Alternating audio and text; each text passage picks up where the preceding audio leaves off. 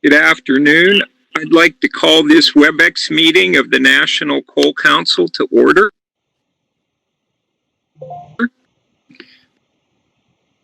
My name is Tom Sarkis, and I currently serve along with Mr. Joe Giovi as one of two Deputy Designated Federal Officers of the National Coal Council in support of Assistant Secretary Steve Winberg, who is the Designated Federal Officer for the National Coal Council. I will be managing today's meeting on behalf of the Department of Energy. For your information, Mr. Giovi is listening in, and I believe that Assistant Secretary Winberg registered for the meeting and may join us shortly. First, I welcome all of the members of the National Coal Council to today's meeting. I also welcome those from DOE and NETL, as well as anyone from the media and from the general public. Thank you all for your attendance. Your participation is especially appreciated during this unusual coronavirus pandemic. Basically, that's why we're conducting today's meeting remotely. I'm going to start off with some basic housekeeping announcements before we go into the essence of the meeting. First, the sole purpose or goal of this meeting today is to discuss the final draft of the report that NCC has been working on the past year and conduct a vote to complete and finalize that report. As discussed in the access instructions that were sent out previously, your phones have been placed on mute. This will ensure that no background noise is audible while Janet Jalisi and I conduct the meeting. Janet and I are not WebEx experts, not even close, sorry to say, but we do have a tech-savvy support team with us, so we appreciate your patience as we conduct this meeting via WebEx. There will be opportunities for NCC members to participate with questions via the chat box in the upper right-hand column of the WebEx window. Look for it. It might not be in the upper right, depending on how you have your own desktop screen set up. Please address all questions to the panelists, and that will go to me, Janet, and also to Kip Coddington and John Harju, who are the report co-chairs. I ask that you do not direct your chat box string to all participants. Address it to the panelists, and then we will share it with everyone via audio. After the PowerPoint presentation, Janet will briefly address any questions on the draft report based on the questions entered in the chat box.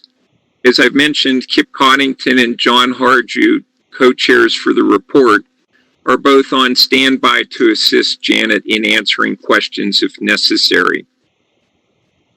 NCC members, please direct your attention to the right column of the WebEx window, and again, depending on how your screen is set up, it might not be the right column, where a poll question will appear or momentarily or already has appeared.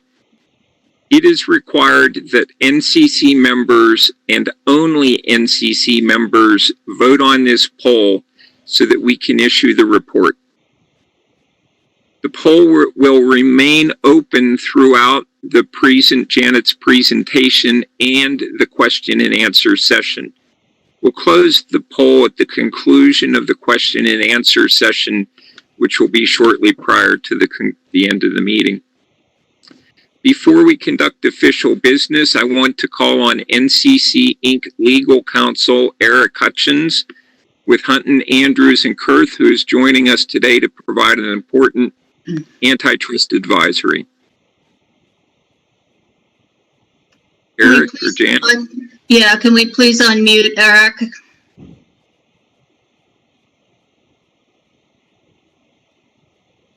Heather or Brian, can we unmute Eric Hutchins? Yes, I moved. Yeah, hold on. Gotta find them. Move them up also. Eric Hutchins. moving them up to panelists so they can do it themselves. Okay, they're moved up. Okay, Eric. Good. Thank you. The National Coal Council is a federal advisory committee to the Secretary of Energy. Membership in this organization confers no immunity from federal or state antitrust laws. As you know, the NCC has a set of general antitrust guidelines. If you would like a copy, one can be sent to you. During this meeting, we will abide by these guidelines. If you feel we have strayed from them, please interrupt and we will seek legal counsel. Thank you. Before we conduct official business, I need to note a few things for the record. One, I need to state for the record that this meeting is being held in accordance with the Federal Advisory Committee Act, which is also known as FACA, and the regulations that govern the implementation of that act. Consistent with the rules that govern Federal Advisory Committee meetings, a full audio recording is being made of this WebEx meeting, and that recording will be posted on the internet after the meeting is completed. We're also recording video. 2, based on the numbers that I'm seeing here, we have a quorum at this meeting. 3, per FACA regulations, we saved time at the end of this call for a public comment period. Our Federal Register notice stated that if anyone from the public wished to have a statement read during this meeting, they could send it to the Deputy Designated Federal Officer, which is me, by 5 p.m. on July 13th, 2020, and the statement would be read. As Deputy DFO, I hereby attest that I received no requests for written comments before this deadline. In addition, the Federal Register notice stated that if anyone from the public wished to make a verbal statement at the end of this meeting, they could do so by both registering for the meeting and sending me notification of their desire, also by 5 p.m. on July 13, 2020. As Deputy DFO, I hereby attest that I received no requests for verbal comments before this deadline. Therefore, while we may have room on the end of our agenda for public comments consistent with regulations, there will be none. So, we will now move forward with the business of our meeting. Today's presentation will be on the Coal Power Smart Policies Report. At this time, Janet Jalisi will give a PowerPoint presentation, after which we'll entertain questions from NCC members, and then we'll conduct a vote of NCC members. During the presentation, all NCC members have the opportunity to pose questions. Again, through the chat box on your screen, click on the box Chat or Q&A to open your chat function, and then you can type in your question, submit it, and it will be addressed at the conclusion of the presentation. Again, only currently active members of the NCC are authorized to ask questions. The polling question is open, and let me turn it over to Janet Jalisi for a presentation summarizing the current draft report. Thank you, Tom. I appreciate your help, and thank you for your service as the National Coal Council's Deputy DFO. We greatly appreciate your support. I'm pleased today to present the findings and recommendations from the National Coal Council's report entitled Coal Power, Smart Policies in Support of Cleaner, Stronger Energy. To start out with, next slide, Herenthia, please. I wanted to point out that we received a request for this report in the summer of 2019 from former Energy Secretary Rick Perry. He asked us to focus on policies and highlighted some specific power sector technologies as noted in the slide that he wanted us to address. We were asked to talk about both the existing and new coal generation, and we were asked to focus on not just federal policies and initiatives, but state and state public utility regulatory oversight. The final request was to address any energy infrastructure issues as well. So moving on, I'd like to thank the report chairs. Next slide, moving on. Thank you. I'd like to acknowledge and thank our report chairs, Kip Coddington and John Haryu, for their support, and as well as the help and support of our chapter leads, who did some very heavy lifting, both pre and post-COVID. This obviously, the pandemic has created some additional challenges for us. I also wanted to acknowledge the many members and associates of the National Coal Council who contributed to the report. We owe them all a thanks for their efforts. So focusing now on Chapter 1, the initial chapter of the report addresses how coal generation supports U.S. policy objectives, not just energy policy, but national security, economics, and environmental goals. We start with the premise that coal is essential to the nation to help us meet these objectives. The ongoing pandemic reinforces the need to reevaluate both the reliability and resilience of critical sectors of our economy, including our energy system and the supply chain. Restoring our economic health will certainly continue to advance our energy and environmental goals that are necessary for our economic recovery. So moving on, as represented in this graphic on this next slide, the major energy policy challenges involves balancing basically three key objectives: security of energy supply, energy cost containment, environmental and climate stewardship. These objectives are all interrelated and will require energy resources that are reliable and resilient, affordable, and environmentally sound. Moving on, this next slide, as you can see, the deployment of advanced coal generation technologies holds tremendous promise for reducing greenhouse gas emissions. There are a growing number of states and utilities here in the United States that have made commitments to reduce greenhouse gas emissions by mid-century, if not sooner. Advanced coal generation can help these states and these companies achieve these objectives. As noted in this next slide, unfortunately, the U.S. lags behind most other nations in deploying these technologies for a number of reasons. There's been an absence of strong federal policies and financial supports that align low carbon incentives along the lines of those provided to renewable energy. We've noted an absence of the Office of Technology Assessment that was disbanded many years ago, which has deteriorated federal policymakers' ability to adequately assess energy technology options. There are numerous institutional proscriptions inhibiting funding and services for coal-related projects, and certainly market conditions favoring low-cost natural gas are contributing to this as well. Moving on, in our Chapter 2, we look at a review of many of the advanced coal generation technologies, and we emphasize in the report the environmental benefits of deploying advanced technologies, again, for both the existing coal fleet and new coal generation. DOE currently has an initiative underway known as Coal First, which is geared towards new coal generation that will have a more minimal environmental footprint, reduce costs, and enhance cycling flexibility. The National Coal Council expresses support for the Coal First efforts. We believe that many of the essential traits of the Coal First program can be incorporated into the existing fleet as well, with the technologies currently under development. So on the next slide, we take a look at kind of a detailed review of the technologies that are noted in this matrix.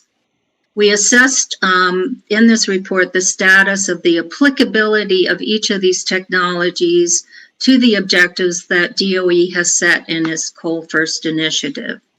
The first in Coal First relates to flexible, innovative, resilient, small, and transformative. In this matrix, the red X's indicate that technology that is not likely applicable. Yellow signifies it's potentially applicable, and green denotes that it's highly applicable.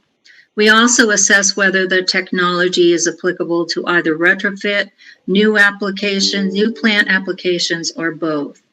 I'd make one final note.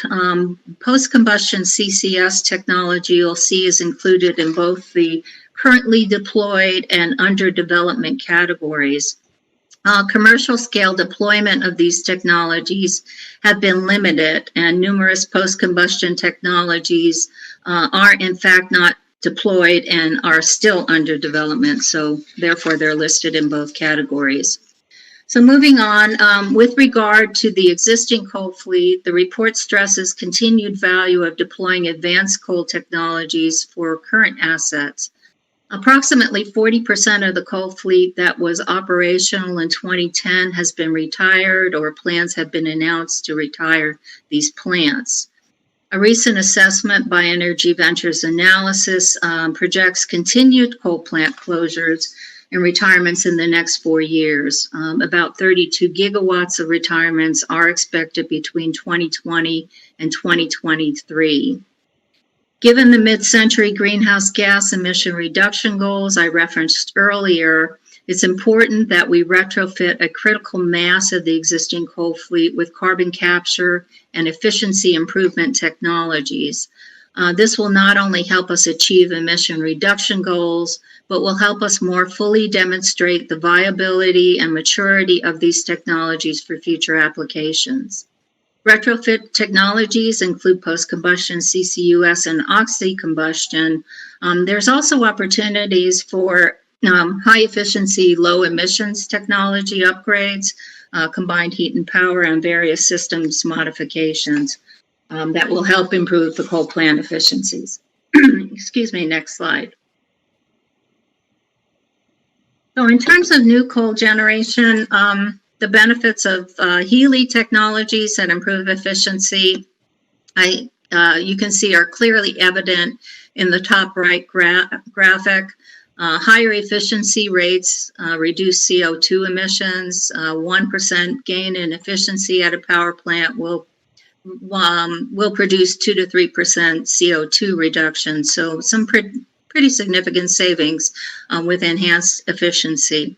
Again, however, we see that the U.S. lags behind most other nations in deploying these beneficial technologies.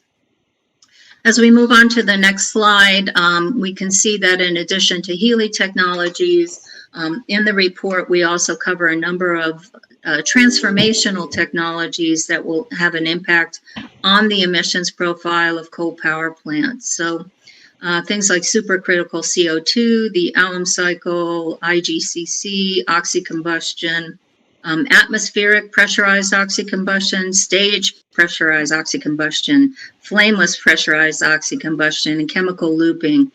All of these technologies are detailed with their current status in the report.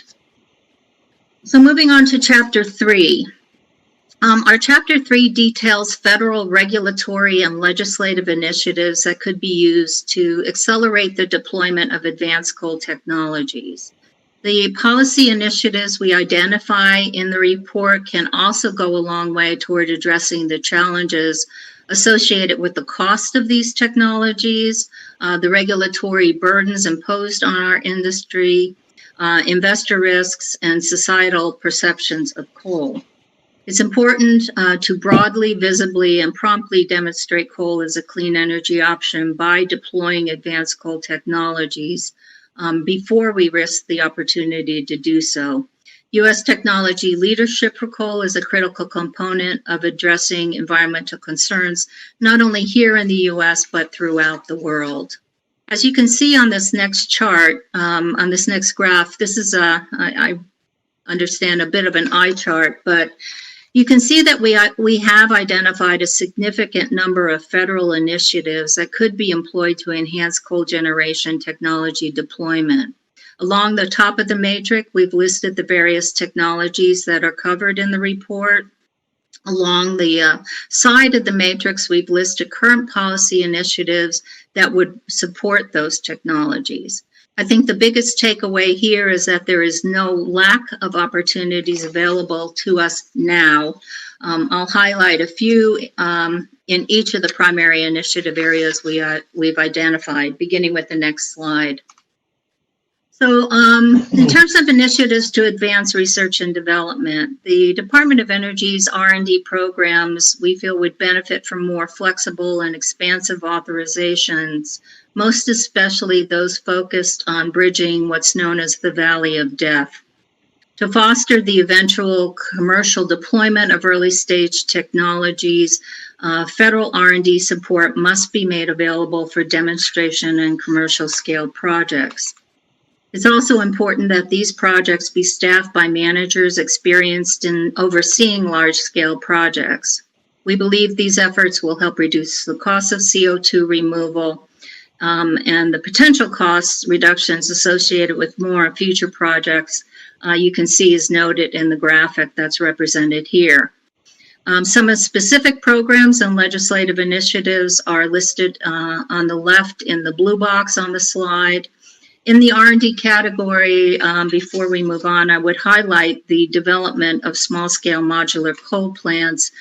The Secretary specifically asked us to address this. In the report, we encourage R&D efforts in this area for the development of small modular coal plants. We suggest the focus initially be on niche market applications.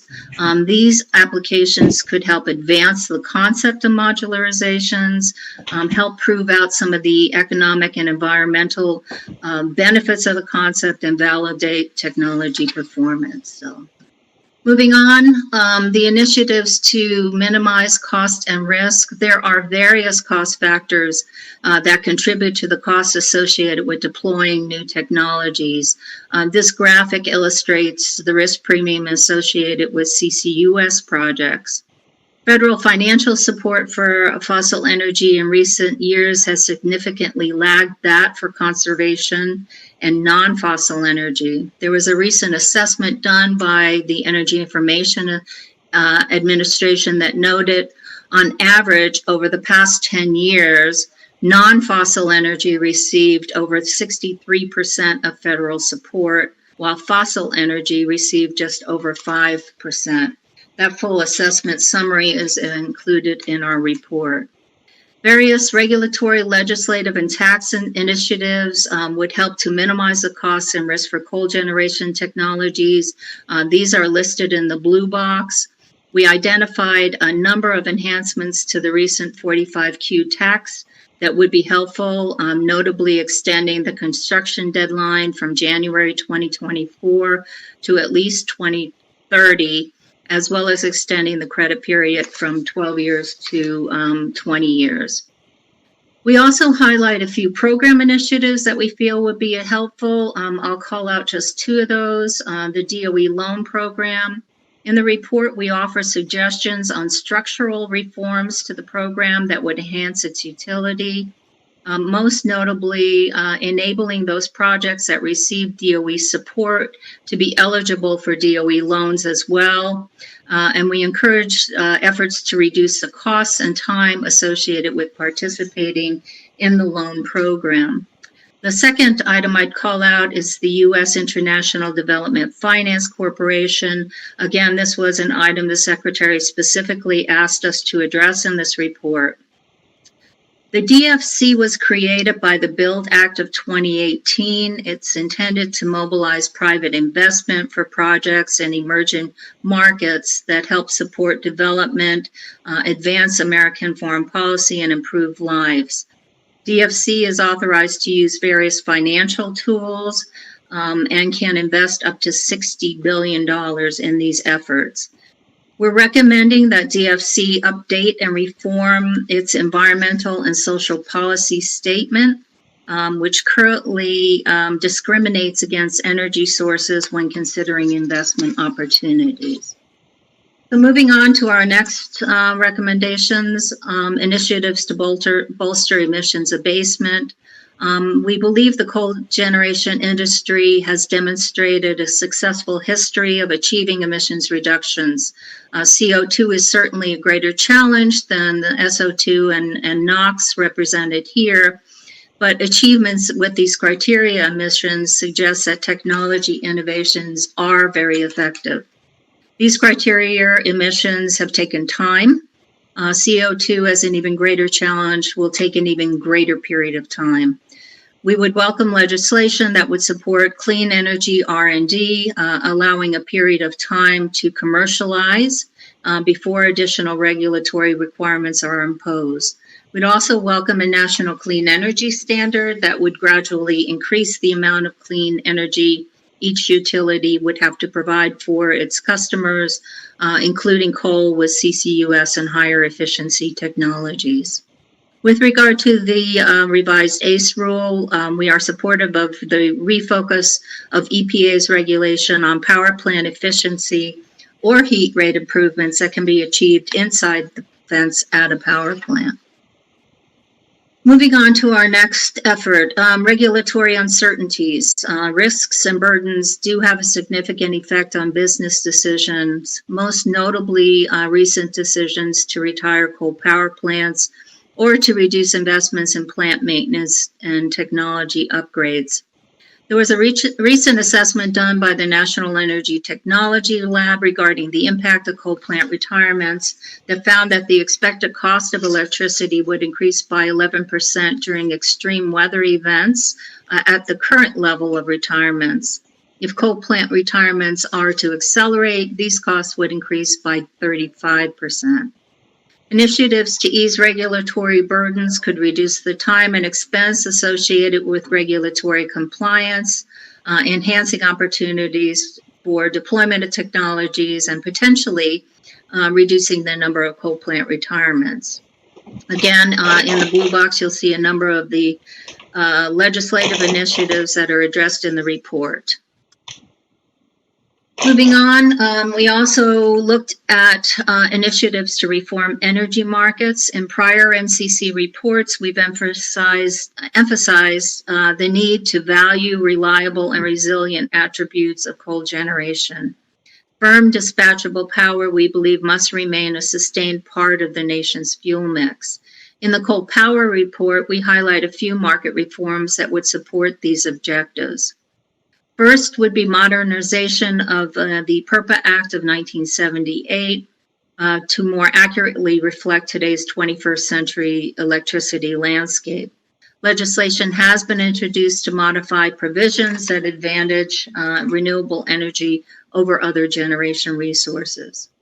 With regard to wholesale electricity markets, we recommend legislation that values fuel security and resilience.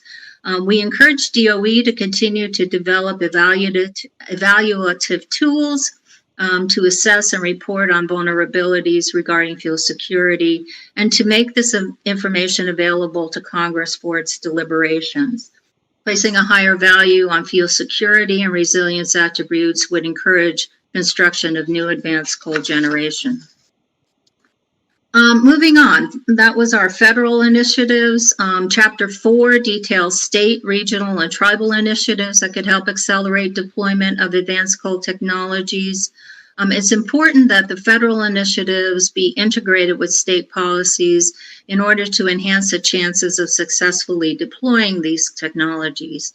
State governments influence energy resource decisions in various ways through tax optimization, regulatory policies, and financial incentives. I would also highlight the benefits of intra-state and regional cooperation, so pulling together the resources of states, universities, state governments, universities, industry, and NGOs will be very helpful. Next slide, please. The recent wave of coal power plant closures and changes in the nation's energy mix are certainly creating challenges for state energy regulators. In those states in which intermittent renewable energy has been added to the power system, utilities and ISOs have had a time balancing considerable amounts of variable generation with the dispatchable on-demand power from coal and natural gas. Dispatchable power generation certainly has become increasingly important to balance the variable renewable generation we see coming online. As more coal plants retire, balancing load will become even more challenging and will impact state regulators' ability to ensure reliable electric power. Policies, market instruments, and incentives are needed to help sustain the existing coal fleet and the deployment of advanced technologies. Moving on. State policymakers and regulators can support the deployment of advanced coal technologies in a number of ways, as I've listed here. I'll just highlight a couple. Clean energy standards. As noted in the graphic, renewable portfolio standards have been adopted in a majority of states, successfully mandating the deployment of renewable power generation. Coal generation with CCUS is not typically included in the definition of clean energy. There are some states that have adopted a broader clean energy standard, Pennsylvania, Ohio, Michigan, West Virginia. Including these low carbon coal generation technologies and a clean energy standard would facilitate greater deployment of these technologies. Second, cost recovery. Public utility commissions often decide what costs can be passed on to ratepayers as prudent investments, including CCUS retrofit costs as a prudent investment could create a favorable environment for utilities to deploy these technologies. So looking at the next chart on the next page, we see that a number of states have employed legislative and regulatory tools to support coal and the deployment of advanced coal technologies. In the appendix of the report, we provide specific details on specific initiatives that have been undertaken by each of the states that are featured in this chart. Some of the initiatives are included in the blue box. Regulatory certainty, I will highlight. This is critical to support investments in deploying coal technologies, and we advocate for a cradle to crave regulatory framework that would allow for more regulatory certainty. States might also consider providing incentives such as grants for FEED studies, streamlining permitting requirements, providing eminent domain for CO2 pipelines, and other tax credits. And then finally, a measured approach to coal plant retirements. In response to the significant number of coal plant retirements, some states are establishing procedures to evaluate the impacts of plant closures on grid reliability and resilience, requiring assessments of these and consumer financial impacts prior to allowing utilities to proceed with plant closures. And we think that's a very feasible way to proceed. On the next slide, I touched on the value of interstate and regional and tribal support earlier. Here I would highlight the efforts of the State Carbon Capture Work Group, which is just one example of a regional initiative designed to enhance deployment of CCUS technology and infrastructure. That group was formed in 2015 by Wyoming Governor Meade and Montana Governor Bullock, and now includes 14 states, overseeing Midwestern and Western regional carbon capture deployment efforts. As a related initiative, just recently, the Regional Carbon Capture Deployment Initiative released a report on transport infrastructure for carbon capture and storage. I also wanted to note that the Coal Power Report includes case studies on a number of specific utility initiatives as noted here on the right-hand box. So moving on to our final chapter of the focused on energy infrastructure. Moving on, thank you. Chapter 5 provides an overview of energy infrastructure initiatives that we believe would support accelerated deployment of these advanced coal technologies. The chapter covers power transmission and generation, as well as CCUS infrastructure and technology demonstration projects. Next slide, please. The key points I think to consider regarding power generation and transmission infrastructure: repurposing of existing or shuttered coal plants for new coal generation technologies can provide significant cost savings over greenfield developments. These existing sites are already supported by transportation networks, including rail and waterway deliveries. Additionally, new technologies could be deployed with modifications to existing boilers and turbines, facilitating a cost-effective transition to new plant improvements. Moving on. With regard to CCUS infrastructure, there's really three components that need to be addressed and that we do address in the report: carbon capture, CO2 transport, and CO2 storage. On the capture side, enabling capture system infrastructure will require a two-pronged approach. First is reducing the cost of capture, and promoting, and second is promoting policies that reduce financial and non-technical risks associated with CCUS. We need research and development efforts to continue to drive down the cost of CO2 capture. And policy is certainly needed to facilitate investment interest. On CO2 transport, the scale of CO2 pipelines must increase. We have about 5,000 miles of CO2 pipelines that are currently operating in the U.S. Pipeline planning should take into consideration CO2 use for enhanced oil recovery as well as for geological storage. Permitting for pipelines needs to be streamlined, and government support for financial support for increased pipeline capacity would help enhance these efforts. We also talk about the benefits of a hubs and clusters approach to provide an opportunity for aggregation of emissions from a number of sources. And then on the CO2 storage component, the 45Q tax credit, we believe, is likely to increase the number of requests for Class 6 permits from EPA. These permits need to be processed in a timely manner. Risks and liabilities associated with long-term storage of CO2 must be addressed. And we encourage continued support for DOE's regional carbon sequestration partnerships through the regional initiatives and carbon safe programs. So, carbon capture, transport, and storage, these are three legs of a stool that are critical to timely deployment of CCUS technologies. I might add a fourth component in terms of the utilization of CO2, not just for enhanced oil recovery, but for various uses in coal-derived projects as well. On the final chapter slide here, a word on the value of demonstration projects. Learning by doing is critical to accelerating the deployment of environmentally beneficial technologies. DOE's Transformational Coal Pilots Program will ensure that at least one transformational power technology will be constructed. More such efforts are needed. One of the most common features of the demonstration projects noted in this chart have been implemented is low-cost capture, transport, and storage. Again, more projects are needed to reduce these costs. So the final chapter of our Coal Power Report provides an extensive summation of the recommendations, which I've covered in each of the chapters as I've gone through them.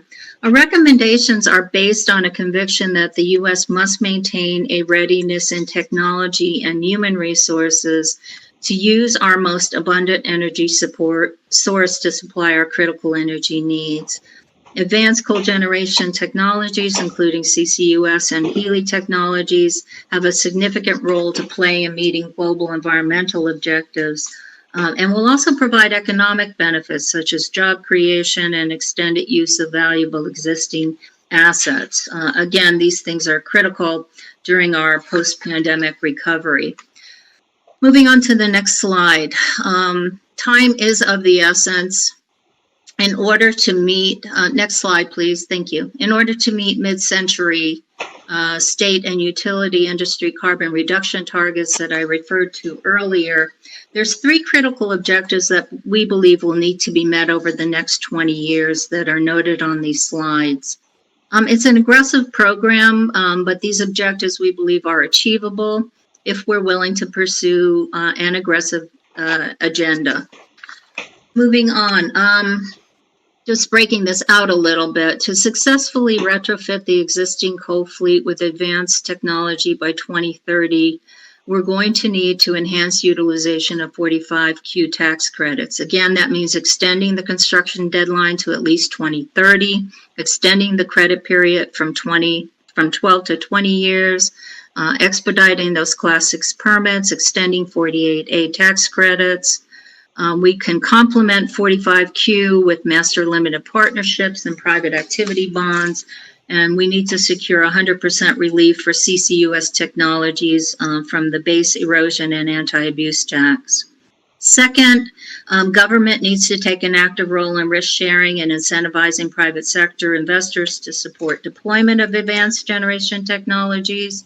We recommend some specific reforms to the DOE loan guarantee program. And some consideration might be given as well to an independent federal authority that would be chartered to accelerate deployment of clean energy technologies.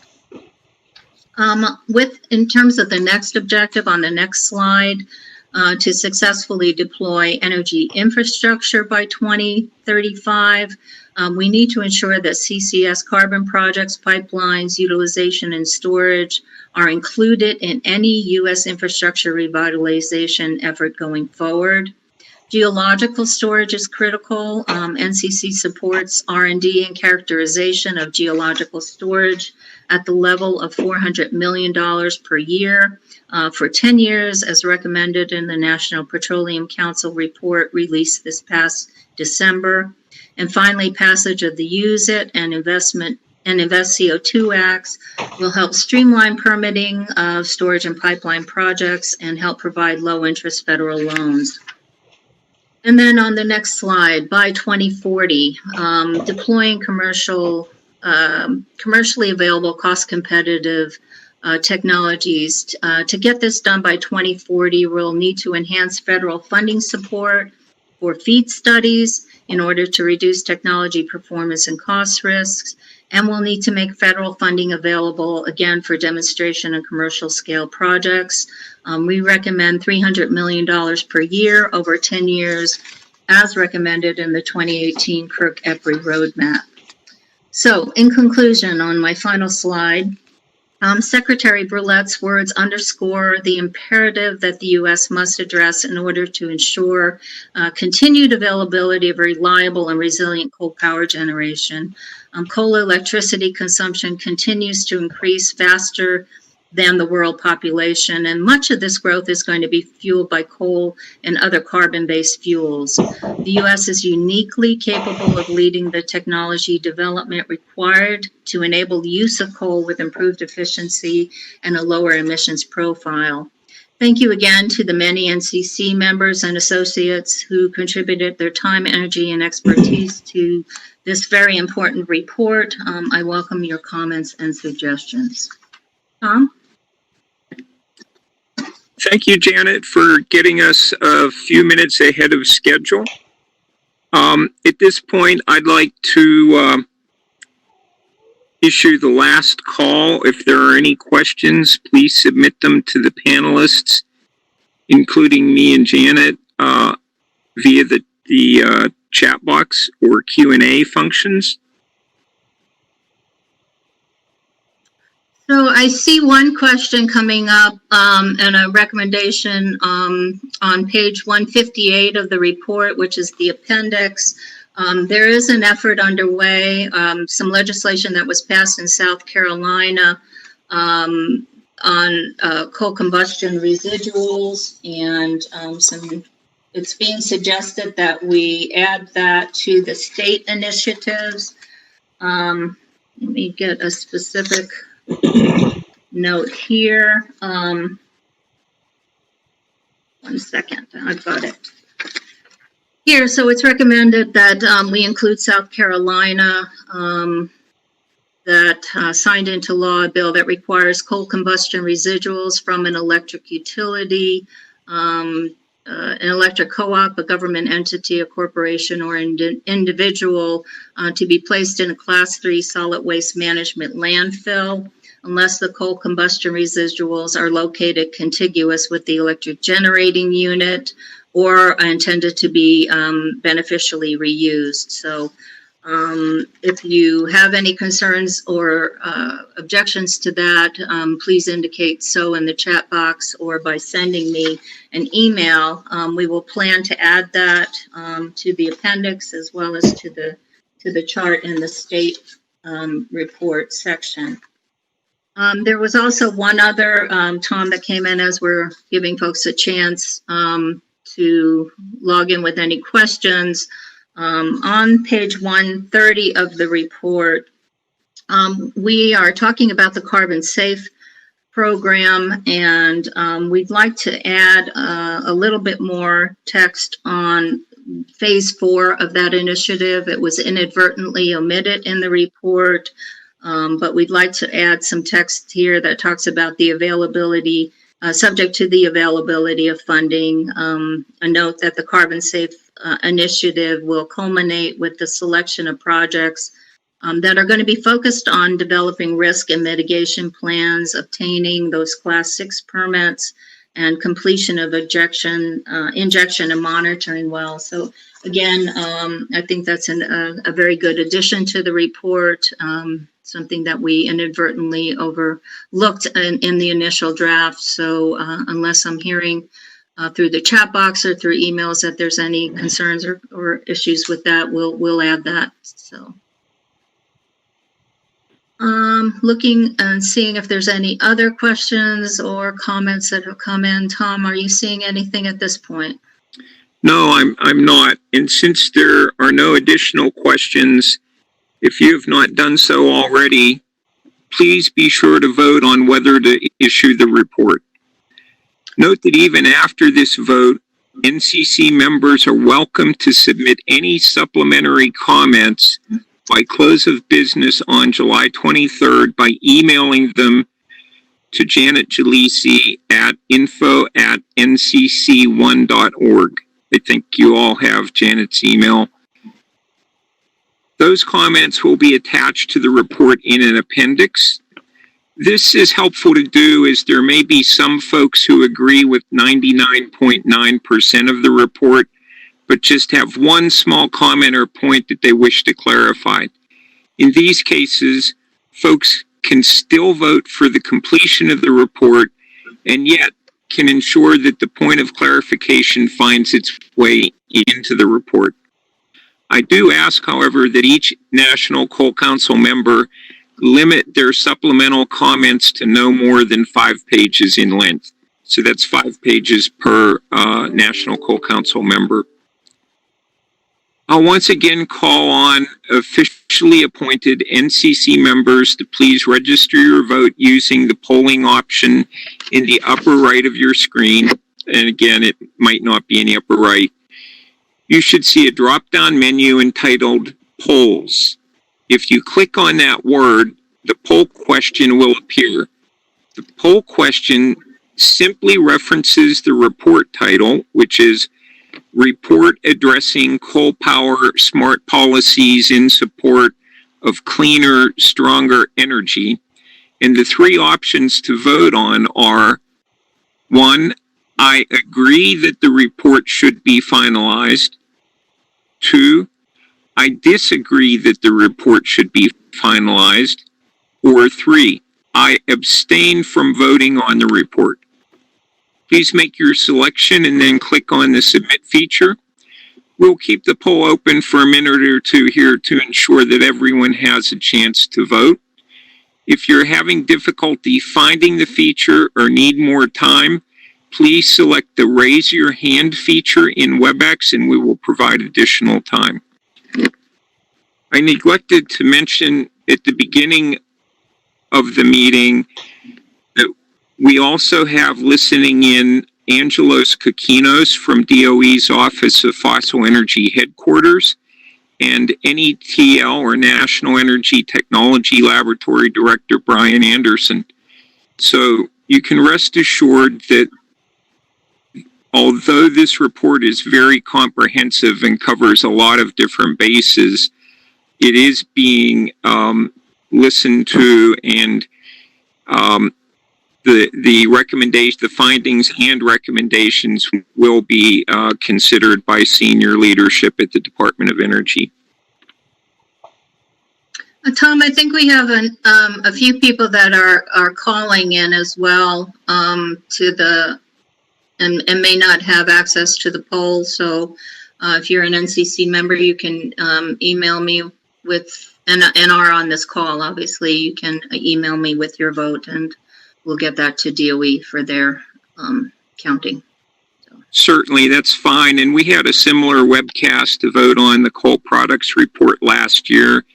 And again, a few people had difficulty with voting through the WebEx polling feature.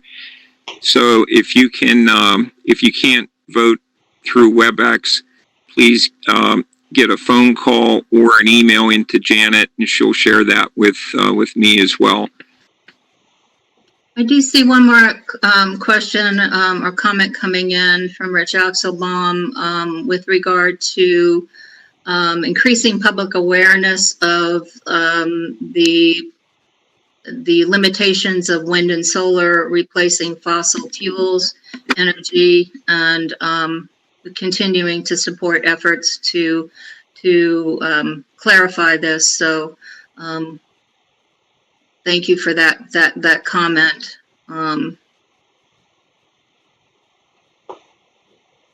And I will review the report to make sure that we're clearly stating that, Rich. I'll have to go back through and take another look at Chapter 3. I do believe it's in there, but right now I can't put my finger on it, sorry.